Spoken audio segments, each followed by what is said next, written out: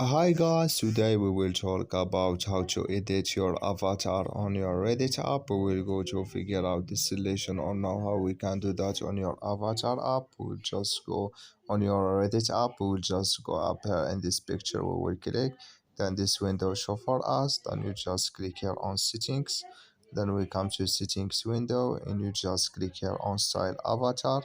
Then we come to next window here, which is way to open with us this window, and you just click here on edit, and it's going to show for you like this. And here you can so you can change your style. Here you click here on style, and here you can change your style avatar here in this window.